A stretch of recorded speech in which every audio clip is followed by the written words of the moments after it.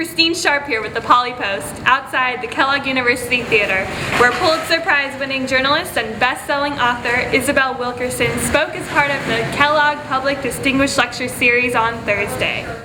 In 1994, Wilkerson became the first African-American woman to win the Pulitzer Prize in journalism. Wilkerson discussed her New York Times best-selling book, The Warmth of Other Suns. The book centers on the Great Migration from 1915 to 1970, where 6 million African Americans resettled from the American South to the North and the West. In actuality, it really is about the human desire and quest for freedom wherever it may take that person.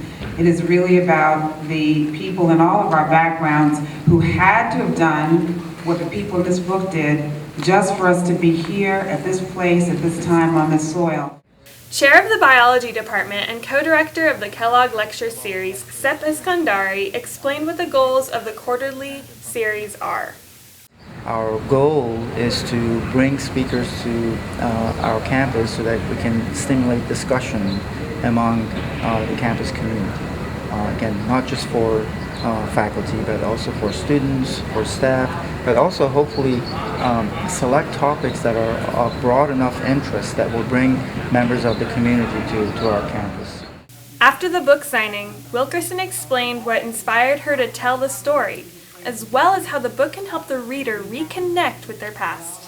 I felt this was an untold story from the perspective of the people who lived it, and a lot of them hadn't wanted to talk about it, so that meant that that was a challenge to try to break through. And when I found 3 people who were willing to talk, I found quite a few people ultimately who would have ultimately talked, but I found these 3, and they were just so beautifully courageous and imperfect at the same time. You know, they were real people who had just done an extraordinary thing, and that's what propelled me.